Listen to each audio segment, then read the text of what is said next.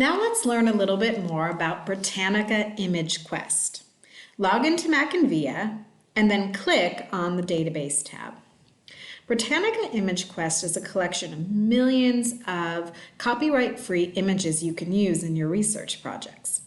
Scroll down on the database page and look for Britannica ImageQuest, which is right here. Click on Open Now, and once the site opens, you can begin searching. Let's say you're doing some research on clouds.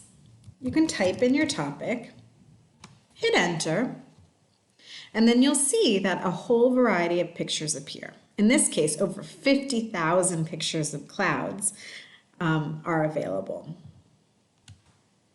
Now in this case, you might need to be more specific so you get exactly the kinds of pictures you're needing. But for today, I'm just going to scroll down and find something that looks like it would be useful.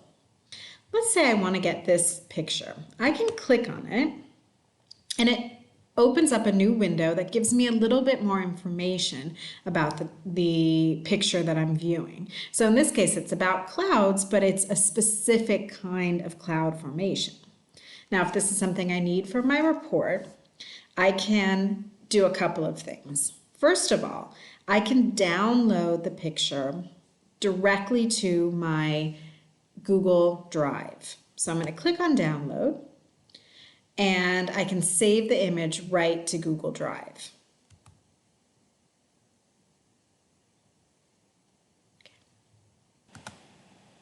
Then when I open up Google Drive, I'll actually see a folder called ImageQuest.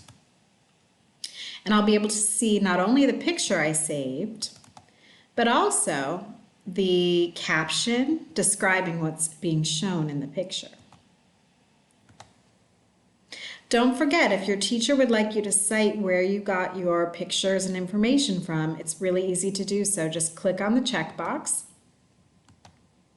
and the citation appears. You can then copy, highlight, copy and paste and put it in your bibliography.